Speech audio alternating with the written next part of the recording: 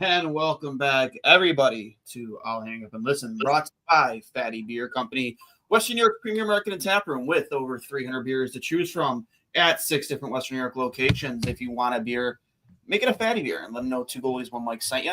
Try their FBA Mango Wheat Beer, one of my personal favorites. Buffalo Logo Apparel, you can find them at Buffalo Logo Co. on Instagram and Twitter, buffalogo.com for all of your Buffalo sports apparel needs. Go check them out. Sabres, I mean, you wish you could talk about an impressive win tonight. James Reimer, 7-0 in his last 7 starts. First shutout as a Sabre. But we can't really talk about that, can we, Rose? Because with the win by Montreal over Detroit, the Sabres will miss the playoffs the 14th year in a row. Something that we've known has been coming. And I think I said it before the show. I'm glad they just ripped the Band-Aid off now rather than drag this out. Yeah, it makes it a little bit easier to handle, at least not having a false sense of hope. I don't think either of us or any fan that's been watching the team all year thought that they could, I mean, maybe at this point in the season, the way they've been playing, but actually win 6 in a row at the end of the year, and then obviously not controlling your own destiny and having the Canadians lose 5 in a row. That would have been tough. But with a win tonight by the Canadians over the useless Detroit Red Wings, or at least this iteration of the Red Wings franchise, I think they've missed like 7 straight years now. They've been such a weird team this year. They've been so up and down. So, they didn't do what we needed them to do, and you can't rely on bad teams to try to win you games or put you into a better position. That's just not how to operate. But yeah, it rips the Band-Aid off. Makes what we've known since mid-December a reality, and you pack it up and go from there. I mean, I do think you can at least celebrate what is happening with this team over the past few weeks. James Reimer being the top candidate for that. And be nice if you're 10 years younger. And yeah, it could be. But tonight's another example, and it's turning into a really good story. It's really, really cool. I know he is at least in discussions with his family about what he's going to do next season. I would guess that he's going to retire and go out seemingly on top in terms of the way he's been playing. But who knows? The way he's been playing, obviously, you'd love to have him back, but he also hasn't played like this the entire season. So it's an interesting discussion. But happy for him, sad for us. The beat goes on. The beat goes on, right? Not in a good way. I thought Buffalo, I mean, they didn't have a ton of shots on net even going into the third period. When they scored their third goal, they only had 11 shots. That was on their 11th shot on net. Played a great game, though. You know, I thought they played well defensively. Reimer had to come up with a couple big stops, but for the most part, just as much you can say throughout this stretch he's gone on, I thought defensively they played well 5-on-5. And I do want to talk about goaltending here too, because at the end of the day, it's like you see, right? You know, these teams. I mean, I shouldn't say that both these goaltenders have played in front of the same team, because they haven't. You know, there's a long stretches where we were missing Dahlin. Was he missing for that entire 13-game losing streak, or was it just for like 10 or 11 of those games? I think it was 8 or 9, but it was the most consequential 8 or 9. I think he got hurt in the Avs game where they let up the 4-goal lead at home, and that was at the beginning of the streak. So I think he came back towards the end of it, and then they started actually playing better, and then they were finally able to break it. But I think he was out for basically the first 8 or 9 of those games. And those were the games where they didn't really even have a shot. They weren't competitive whatsoever. So I think everybody knows how much of an impact he has on the team, especially when he's healthy and playing his best. So I do think that was directly related to some of those outcomes. We all know how important Rasmus Dahlin is this team, not just because he's the captain, but he's easily, next to Tage, their most talented player, franchise-changing. I think on any high-caliber playoff team, he's probably above a point per game. You know, he's damn near close to a point per game as a defenseman on a team that struggles consistently to find success. But I think that's the problem too, is like when you lose a player like that, I know losing that guy on any team is going to hurt you, but good teams find ways to win, and this team could not find ways to win when Rasmus Dahlin wasn't in the lineup. And that shows, again, it happens to a lot of teams, but this team specifically, it literally kills them. And then we, just like we said here on the caption here, like, how much of this is on Lindy or Kevin, or, could this team have been better had UPL even been 80% of the goal that it was last season? Like, when you direct blame for the way this season went, Hurls, if you had to pick one thing, what are you picking? Is it UPL? Is it the defense? It's the power play. Is it Kevin? It's the power play. Okay. It's the power play. It's 100% the power play, in my opinion. If the power play was even marginally better, they would have won 5 more games. So, if UPL was 80% of what he was last season, they're probably not only in the wild card, but they're probably potentially even in 3rd or 2nd place in the Atlantic. You can point to a lot, but I think a lot of UPL's struggles, at least since January, have been related to the defense not being that good. Obviously, he hasn't been that good, and he said it himself. But if I'm picking one thing that's the main reason this team is not in the playoffs this season, I think it's the power play. It's been abysmal for 85% of the year. And the only reason it's where they are, and I don't know off the top of my head where they are right now, it's got to be 27 or lower. They had one good stretch for like 3 weeks where they were like 5th best in the league.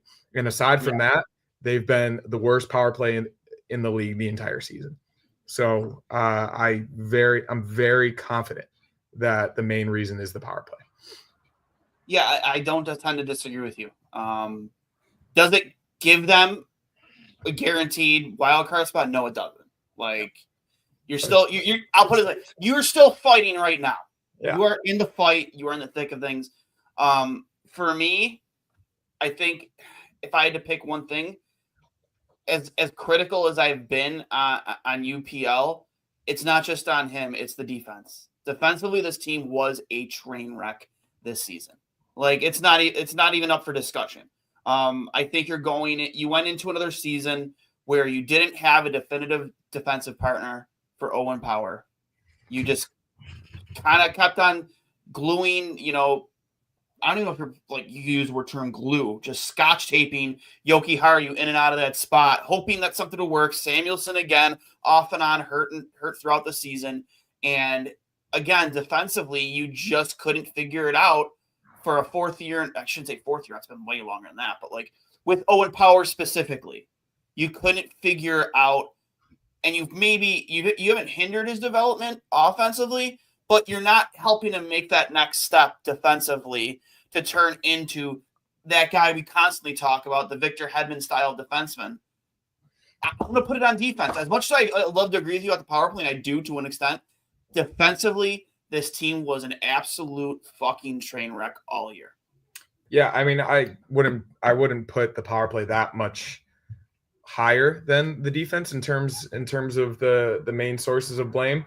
I think the defense is right below that, in my opinion, and UPL and goaltending in general, Reimer included, before he's gone on this stretch, and even Levi to begin the year. Like, all of them encompassing as a unit, if you look at the totality of the season, have not been good enough as a whole. So you can point to a lot of different things. I think we've talked a lot about the coaching staff, not named Lindy Ruff, and even if he even had a say in who his coaching staff was, you can point to that and why the power play hasn't been very good. The penalty kill has been all right for the most part. It hasn't been great, but it's at least been passable.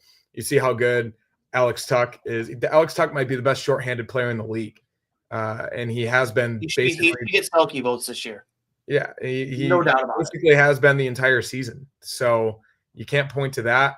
5-on-5 scoring, everything that you'd want for the most part. Obviously, they've been a little bit streaky, but if you look at big picture for the entire season, this team is better than most playoff teams in terms of their goal scoring and their shot creation and their chance creation in the offensive zone. So Yeah, it's really frustrating. It's another wasted year when you can't put it all together. I feel like we're taking crazy pills. One year it's they can't score goals and the defense and the goaltending is really good. Another year they can score goals and the defense and goaltending and power play lets them down. It's one or the other, and they've never fully been able to put it together since 2011. And I was a freshman in college, and now I'm 32 years old. It's it's a lot. It makes you question why you do this. Obviously, you know that as well as anybody, famously, and going on 5 years since you made that call. But I think we can say the same things about today. We knew this roster wasn't good enough going into this season, and when you talk about the defense, it's not just the defense; it's the forwards as well, and how they haven't necessarily been amazing in their zone and coverage defensively either. You can't put that on Tage. You can't put that on Peterka. You can't put that on the guys who have done their job in terms of what they've needed to do for the team for 75, 85% of the season. Can't put that on Ryan McLeod. He's been really good defensively. Absolutely can't put that on Zach Benson because the Sabres with Zach Benson and the Sabres without Zach Benson are two entirely different defensive teams. So I think you can absolutely point to the fourth line and every defenseman not named Rasmus Dahlin. Yeah, I listen. And I saw a comment in here too. I'm going to pull it up again real fast. From Coach's new listener. I haven't seen him in the chat yet. Coach's kid, Owen Power. How come 5'9", 20-year-old Lane Hudson doesn't need a D partner to hold his hand? Listen, he's had Caden Gooley a lot for this season. He has been a fantastic shutdown defensive pairing guy. And Lane Hudson's defensive numbers aren't good. Yeah, they're not good at all. He's just that great offensively. An absolute dynamo offensively. Yeah. I picked him up midway through this fantasy season, and he's basically going to win me the championship. Like he's been unbelievable. I think up until the halfway point of the season, I think Macklin Celebrini would have been most people's vote for the Calder Rookie of the Year, and then Lane Hudson has just run away with it. And he's had Caden Gooley for a big chunk of this season, who's been he's almost in a double digits on the plus side. I know plus minus doesn't mean everything, but like he's been a good guy to kind of like play the defensive side of the game while he does what he does offensively. So like I don't think that's much of a comparison when you talk about who Owen Power has had constantly off and on through the last 4 seasons. I mean, Henry Jokiharju, Jacob Bryson, Matthias Samuelsson. Come on. I mean, and every single time he's played with Dahlin, their numbers are insane. So he knows that he has to be better in his own zone, and he needs to be tougher. He needs to be more aware in front of his net. Mm-hmm. But he needs a legitimate NHL defensive partner, 100%. Yeah. And I think he's got a Lane Hudson type offensive ceiling if he does have the freedom to use his talent in the way that a number 1 overall pick like Rasmus Dahlin, who people forget in his first 3 to 4 years wasn't the best defensively either. And he's really come into his own in terms of being responsible in his own end while also using the gifts that allowed him to be drafted number 1 overall. I think the differences between Dahlin and Owen Power, though, obviously outside of the obvious, which is size, is like you just saw a little bit of a I guess you could say a mean streak even early on, like his willingness to throw the body around and get into the dirty areas, like there was a willingness there, and that's kind of been what's kind of been harped on. It's by me too. With Owen Power, and people have noticed out there, I have not been hard on Owen Power for almost 2 months now. I have given that guy a lot of rope. I think he has improved. I think that he has, I'm not going to say turn a corner, but he's definitely taken a few steps forwards defensively over, I'd say, the last 30 to 60 days for sure. I think the whole team has. Yeah, well, without a doubt, yes. So I'm talking about him specifically. Yeah. No, yeah. And see yourself part of that. Cussing out Owen Power as of late. And to your point, that could also be about because the team itself has been playing well enough 5-on-5. And I see like accounts out there that are like, we kind of talked about in the chat that are just, this isn't this isn't a trend. The Sabres, they don't just do this all the time where they show up at the end of the season. You're like, yeah, this is the thing now. This has become a thing where even when we missed by 1 point that year, They turned it on at the end of the season.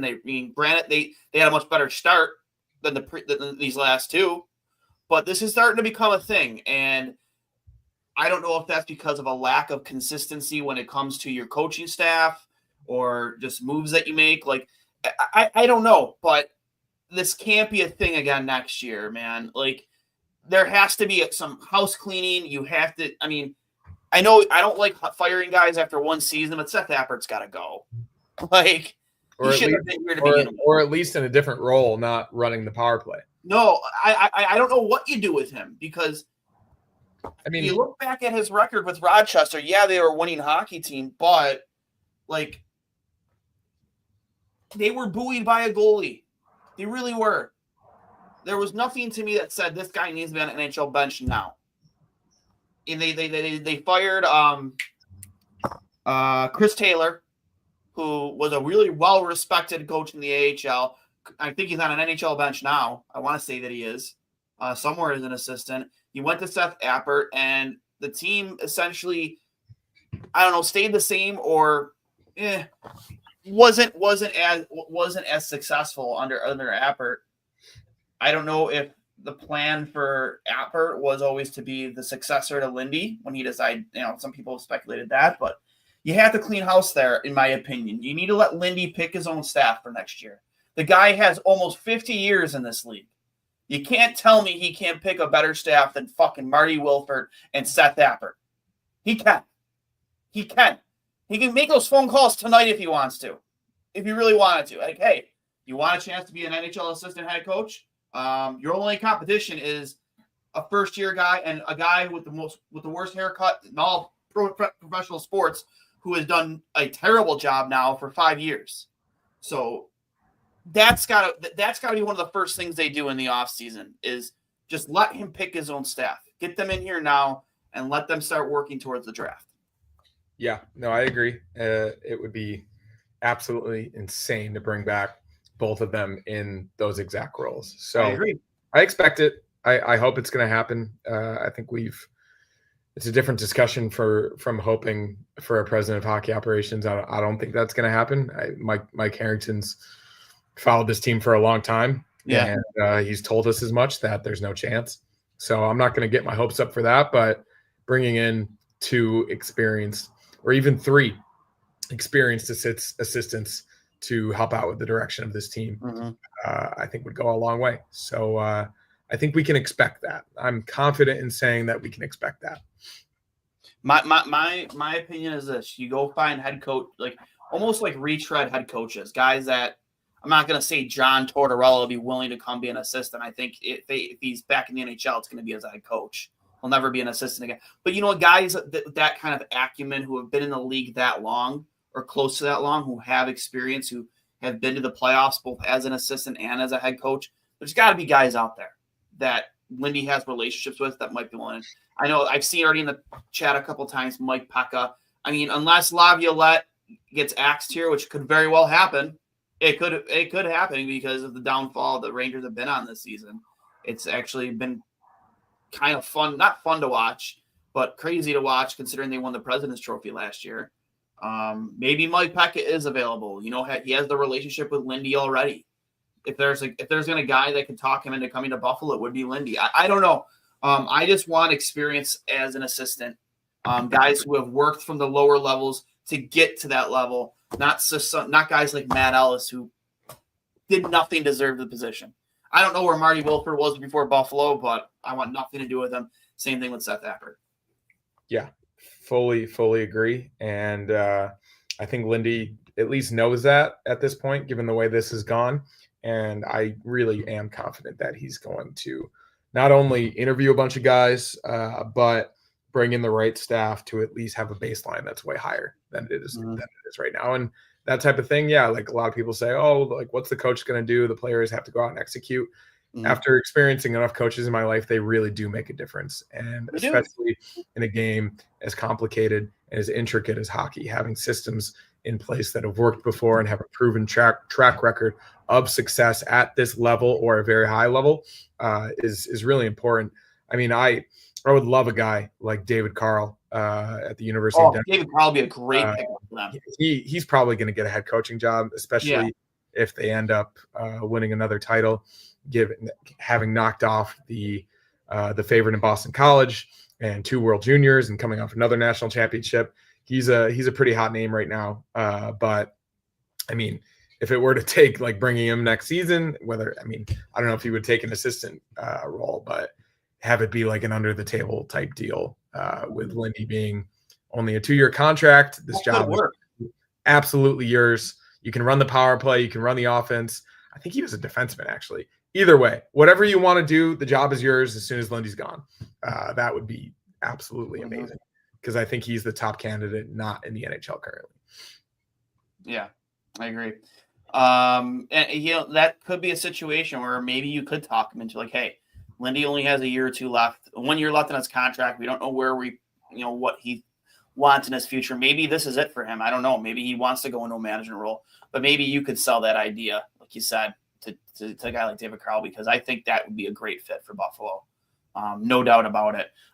You saw Ryan Miller, and I know he's here for his Catwalk for Charity event, and I know he's got something else going on too. The Rochester Amerks Hall of Fame. He's going into the Hall of Fame too. So in Rochester, you saw him chit-chatting. We posted out earlier with Terry Pagula. What position does he hold with San Jose? Miller? Yeah. Did not. Maybe I did hear that because of his connection to my career.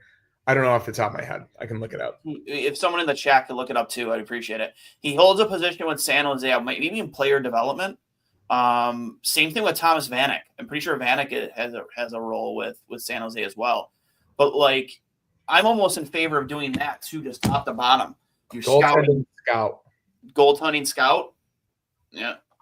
I'm not sure what they have in their pipeline. I know he's only been there for like a year or two. Goaltending scout and goaltending development coach since 2023. Yeah, so he's only been there. This is his second season. So, I mean, you can't really judge him so much for that. But me and you both know the type of hockey man that guy has. I mean, there was a reason why when he was a player, the media always were drawn to him. It just wasn't for the name value. Just because he always had something interesting to say. He looked from a goalie's perspective, he looked at the game very, very differently than most other goaltenders. He's a smart guy. You can tell, like you said, by the way he talks. And I think that is directly correlated to the way he thinks the game and how he views it. And especially from a development perspective. Goalie development since Ryan Miller hasn't necessarily been the Sabres' strong suit. And having a young guy like Devin Levi coming up, and even UPL, like he could absolutely be an asset. I guess the tough part would be getting him to leave California. I mean, he's based, I think, in LA because his wife is an actress and she works in film. So he might not need to even be based in Buffalo to do that job. But getting him in the organization, I think everybody would be. It'd be huge. It'd be huge. You know, Buffalo holds a really close place to his heart. He wouldn't still do his charity event here every year if he didn't. But he brought it back last year, and I'm assuming he's going to continue to do it because of how successful it's been. But like I look at a kid like Devin Levi, and I look at a kid like UPL, 2 goaltenders, 1 goaltender who I've compared to Ryan in terms of his mental aptitude multiple times, and I think a goalie like UPL, who's on a 5-year, going into a second year of a 5-year deal, who could really use a guy like Ryan Miller in his corner, who's been through it all, who has literally been through it all. I think that would be a huge, huge, huge asset to Buffalo if you could willing to learn. I saw him up there talking to Terry for quite they showed him a couple times up there, but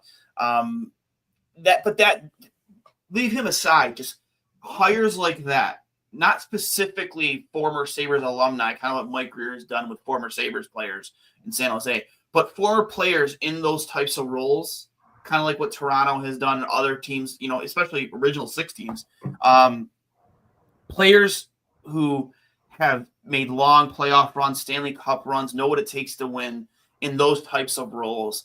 I think that's where you start, because I think you have a lot. You really kind of chopped your scouting staff. It's one of, I think, if not the smallest in the league.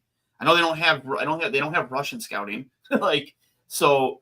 that's where you start. I think you start from the level of scouting, and then you work your way to Kevin Adams. And I think Kevin Adams might have bought himself one more year as Sabres GM. Because if you were going to fire him, you wouldn't have let him get to the trade deadline. That's just my opinion. We've seen crazier things happen with this team.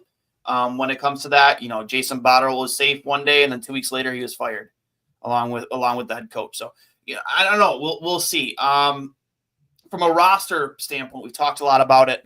Prills, what do you want to see? There's 5 games left. I mean, I imagine UPL will probably get most of the starts from this point forward. Now that it's kind of, I would see him getting 3 of the next 5, just because that's your guy that's signed beyond this season. I don't foresee, Ryan. I mean, again, it'd be nice to see Reimer continue this. He'll probably maybe get, like I said, 2 more games. From a roster standpoint, do you see Tage getting to 50 with the tear he's on? He scored 44 today. Tuck is closing in. I don't think he'll get to 40, or I'm sorry, 40 goals. But what do you want to see from this roster for over the next 5 games? Do you want to see call-ups? Do you want to see just the continuation of way this roster's performed? What do you specifically want to see? I mean, I like that they brought up Ostlund. He's going to have to go back down at some point before the playoffs, but at least giving him a look, I think, is a great idea. Maybe Rosian again. I think potentially even bringing up a defenseman, a guy like maybe Novikov, a guy to at least see where you are in terms of your pipeline and your prospects, who could potentially, not necessarily play with Owen Power, but at least create some competition for next season. And then, 5 games. Getting 6 goals in 5 games could be tough, but if there's anybody that could do that right now, not named Alex Ovechkin, I think it's Tage Thompson, the way that he's been playing. And I do think the team, fantastic. I think the team wants him to get that as well. That's a milestone for anybody. So I think they're going to do whatever they can to get him those opportunities, which would be really cool to see. I think he deserves that. Tuck's been just as hot. I also have him on my fantasy team, and I was looking at his last 8 games, and he has goals in 7 of his last 8, I think, which is just really, really remarkable. Obviously great shorthanded. But in terms of goaltending, I think everybody knows how good Reimer's playing. And if he gives any type of indication that this could be his final run, I could see him getting 3 of 5. Potentially the next game coming off a shutout. That's, I think, common practice. But at this point, I don't necessarily think it matters whether UPL gets 3 or Reimer gets 3. And with the run he's on, 7 straight wins, I don't see how you can't give James Reimer every single opportunity. So, this iteration of the roster, I think, is working really well. Obviously, it doesn't matter anymore. So I think they could bring some guys up and try some new things, but you also don't want to stunt any type of chemistry that Rochester has going into the playoffs either. No, definitely not. I think it's tricky, and I think you do what you can with the guys that you have, and then you see what happens. But they're playing the best they have all season, so I wouldn't change too much. No, and listen, I've loved what I've seen from the core. Your Tuck, your Tage, your Dahlin, your Peterka. I'd like to see Quinn continue to, whether it's because he's going to be a future. Quinn with Peterka too. Huh? Keep Quinn with Peterka as well. And whether it's Quinn continuing this streak that he's on, whether it's because he's going to be a part of the future of this team, or it's because you're going to try and flip him into something else, whether that's a goaltender or a defenseman, I don't know. I would love to see Novikov get a game or 2. I really, really would. I think he's earned it. I don't think you'd see Levi come up. Over this next 5 games, I don't see the point in that. I'd love to see him play, but like you said, with this possibly in Reimer's last year, I don't know, man. We have 4 more years invested in UPL, and I need him to start at least 3 more of these games. I know people don't think it matters, but I think it could matter for him to at least to finish the season off on a high note and with a couple wins, because I didn't watch all of Sunday, but at least responding to a 2-0 deficit and playing at least marginally well enough to come back and beat a pretty bad Bruins team. Little moments of confidence can't hurt No, definitely. I mean, I support any type of combination that they use. Yeah, I mean, it does matter, of course. It in terms of the results don't necessarily matter, but his play and how he's moving in his net and responding to different situations, I do think will at least help his mind going into the offseason. And it's a really big offseason for him. It's a big offseason for everybody, but I think especially him going into next year, depending on what they do, free agency, trades, everything else. If Levi comes up and provides competition, I mean, it's regardless of his contract. I think people like teams move on from contracts all the time. So as much as we were confident going into this season, it kind of sets it back a little bit. And for an athlete, sometimes like having that opportunity to prove yourself again could be exactly what he needs. Hopefully he does have the mental and emotional capacity to put himself in that position again. He still is young, and as long as he's healthy and he's in a position to do it, I do have confidence that he can. So I hope he puts in the work this summer and he does something at least a little bit different than he did going into this year. The off season, we have the draft coming up. Whenever that is, free agency. We've talked extensively about this, and we'll continue to talk about it. From that standpoint, from a roster standpoint in the offseason, what changes do you want to see made? I mean, another addition to the top six could help the entire forward group. We've talked about it. Obviously, Marner's the big fish, but if it's not him, a guy like Nikolai Ehlers that we've talked about for seemingly 7 or 8 years now. Ever since Ristolainen, that alleged deal with him and Risto. He's a UFA, and he's had a pretty good year in Winnipeg. They might not be able to afford him. He turns 30 this offseason, I think.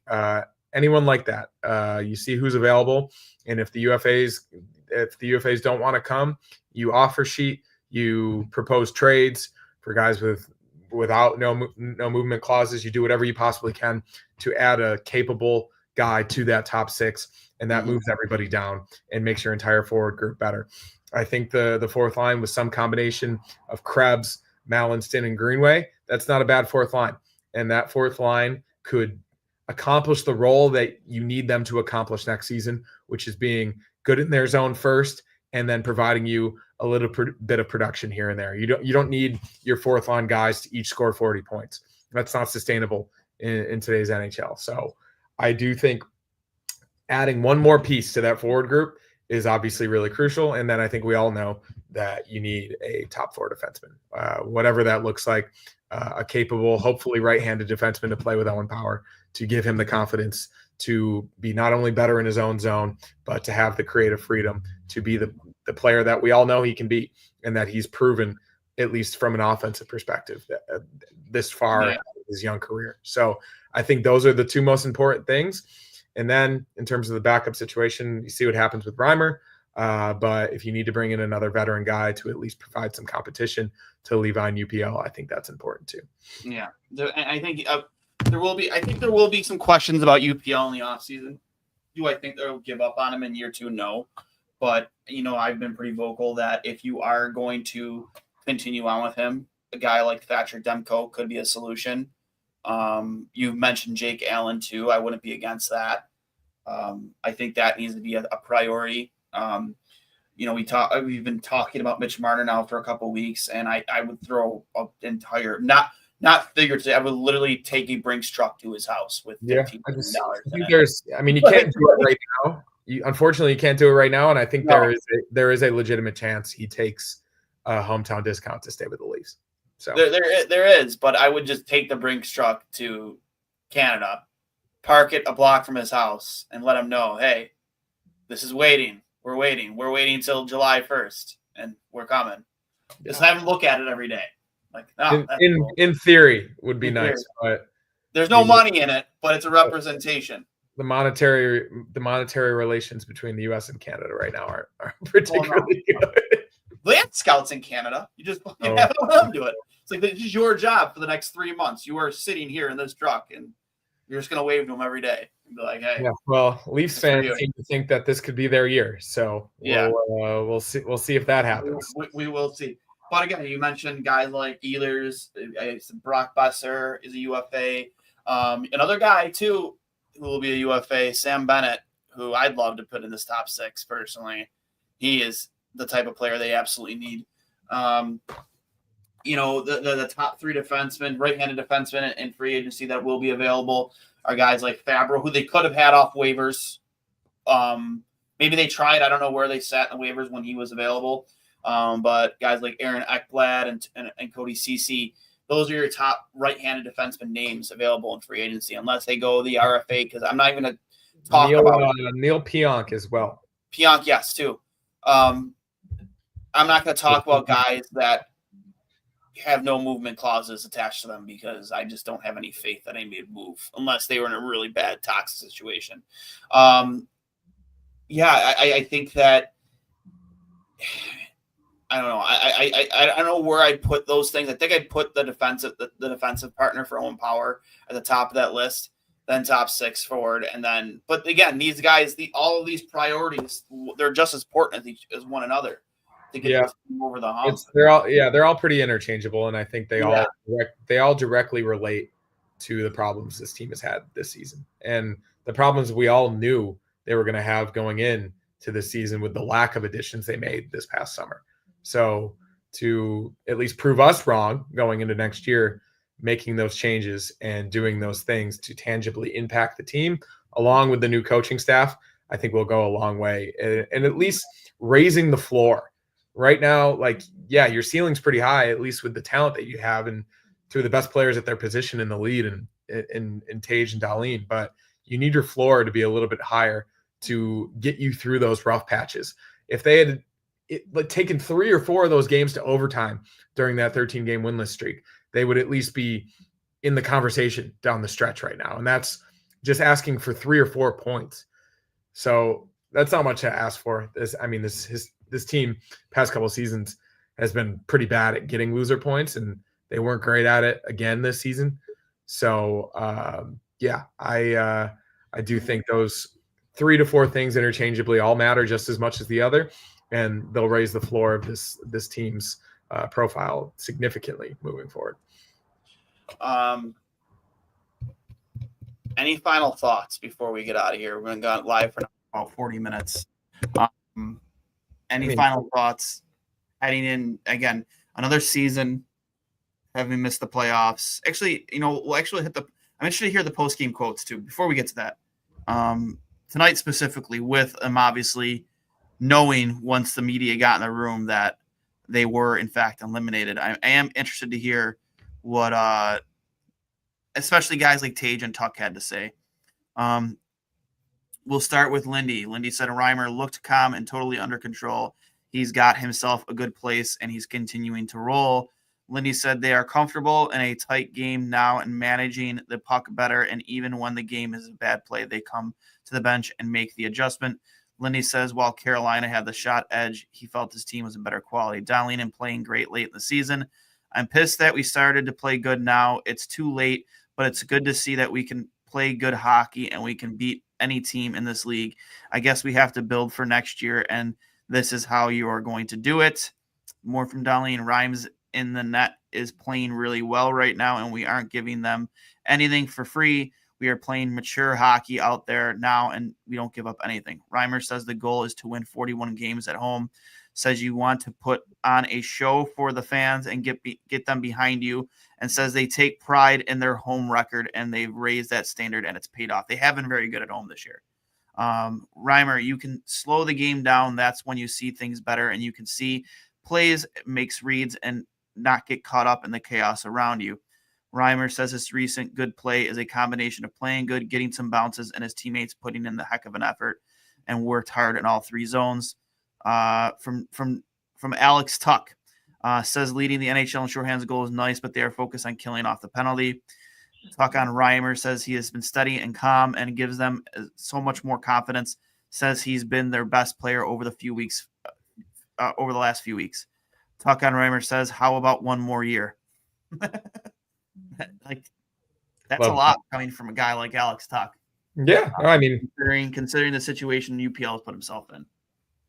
Yeah, I think so. But for the most part, Reimer fills that need that we talk about with a capable veteran backup.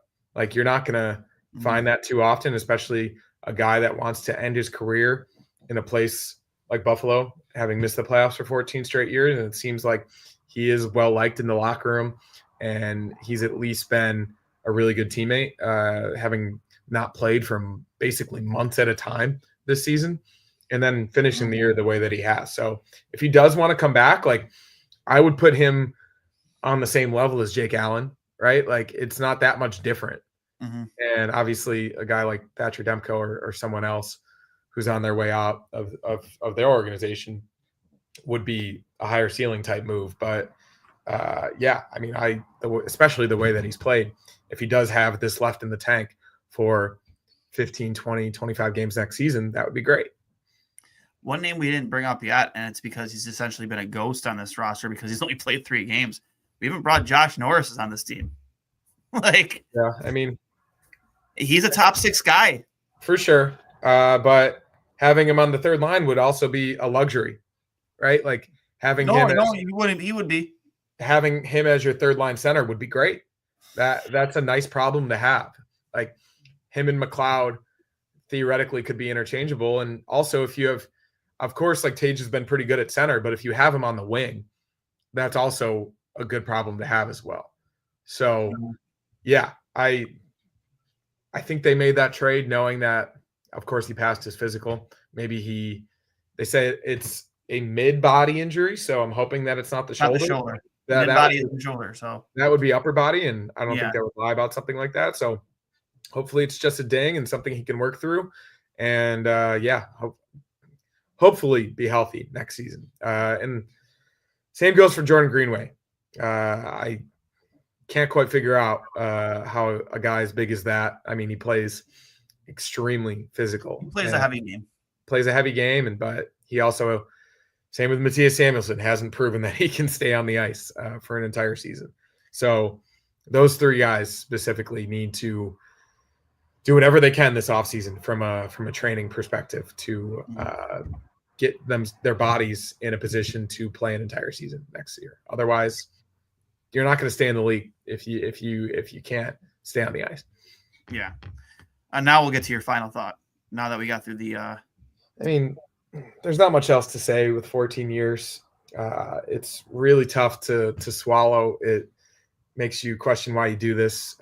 Every time I question why I do this, it goes back to I don't really have a choice given where I'm from and my connection to the game of hockey, as do you and as do a lot of people. I've said many times, even through all of this, I still enjoy watching games because it is the best league in the world. And I like watching guys from other teams as well. And I'm now like pretty into fantasy hockey, and it's something that, irregardless of the Sabres, I do enjoy watching. And as existential as it may seem at this point, and as maddening as it is, the chase of not being able to accomplish something and convincing yourself that you're cursed and the franchise is cursed, it is, like, in a masochist sense, a little bit fun.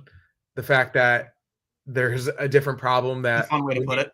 that they need to solve, that they need to overcome to eventually get to this point where they finally do it.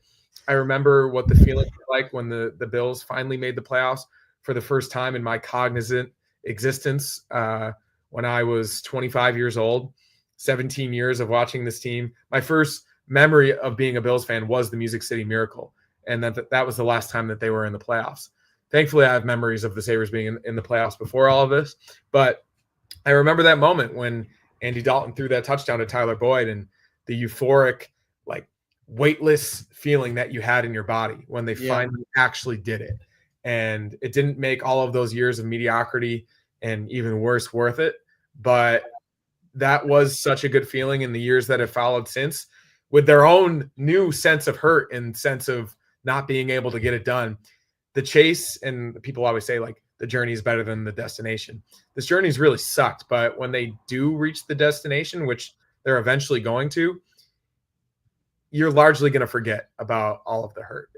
You're not going to completely forget about it, but when they finally do it, it is going to be that much more satisfying. So I'm looking forward to the offseason. I always do. I'm looking forward to the draft and to see if they actually do the things that they need to do to get them to a competitive position. And cautiously optimistic, as I always am. We could call this podcast the cautiously optimistic Sabres show. I agree with all those things. The reason I think I look forward to this offseason more is because, and I'm going to go back to it, I do think there's some truth into that sit down that Dahlin had with Kevin. There's a little minuscule truth in there, because it did come from Elliot Friedman. It didn't come from, even though it was reported by Paul Bissonnette, it did originally come from Elliot Friedman. He was the one that told Biz about it. I think that in that meeting, at least I really genuinely hope that Dahlin used his leverage with who he is on this team and in this organization. And in the NHL, honestly. The NHL. Use some leverage that he has. The obvious leverage that he has. He's gonna be the top pairing on Sweden's Olympics team next year. No doubt about it. And even with the way he was utilized for whatever reason during the Four Nations, there's no chance he's not on the top pairing. He potentially might even get an A at the Olympics. So he might. Yeah. He might. With that being said, I hope that the truth about that whole situation was that he did sit down and said, hey, let's get our shit together here, because I don't want to spend my prime years going through this vicious cycle of the same offseason, the same BS moves over and over and over and over again. I know that all these guys, they're tight, they're friends, and you hate to see guys leave, but I hope he recognizes there's some guys that he is tight with that aren't part of the solution for this team. And then he let them know that.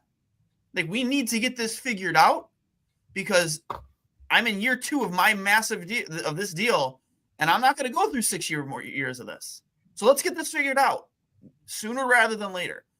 That's the reason why I look forward to this offseason a little bit more than the past ones, because even with the year we missed by 1 point, I think that the pressure's on for Kevin to do something this offseason.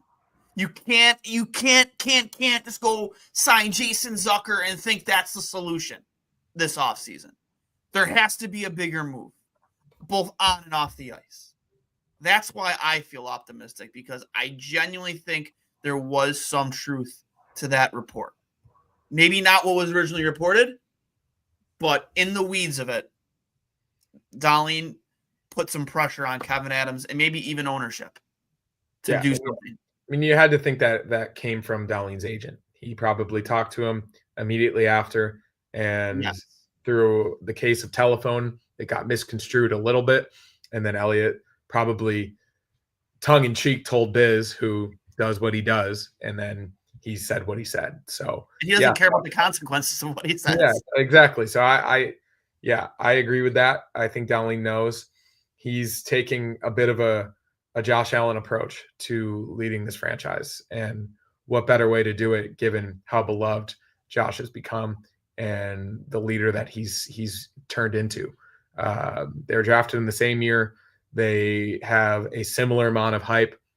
One has had a significant amount of success, at least from a team perspective. But individually, I think, of course, Josh is probably a little bit more, but that's very much related to how well the team has done. They've both lived up to the hype in terms of how good they everybody thought they could be with their draft status. And they're still young and they're only getting better. So I think Dahlin knows, and he doesn't want to be that Jack Eichel villain type. He wants to see this through. He has humble beginnings, and I think he knows what needs to be done to get there. So I agree with you on that. And yeah, it does make me even more hopeful than I already am. Agreed. For all of you who are in the chat, and if you've enjoyed this content, or if you're watching right now, if you've enjoyed this content, if you want to subscribe to us, please, you can follow myself and Mr. Hurley here. You can find us on Twitter right there at DwayneS39, at CHeroes13. You can find the podcast at 2 Goalies 1 Mike. You can find us on Facebook and Instagram as well. Audio only, it's 2 Goalies 1 Mike on Apple Podcasts, Spotify, wherever you get your podcasts. And most importantly, if you're watching on YouTube, which I see a bunch of you are, please make sure you subscribe and hit that little bell icon so you know when we go live. And hammer the like button. All of you on YouTube watching right now, hammer the like button. Give us a hand with that algorithm. And remember, this is brought to you by Fatty Beer Company, Western New York's premier market and tap room with over 300 beers to choose from at 6 different Western New York locations. 5 games left. I don't know. Same old shit this time of year. They held out maybe a little bit longer this year than they did last. And I think I saw somebody in the post that they're on pace right now to miss the playoffs by 1 or 2 points, which is hilarious. Regardless, you guys have a great night. I'll hang up and listen. And as always, go Sabres.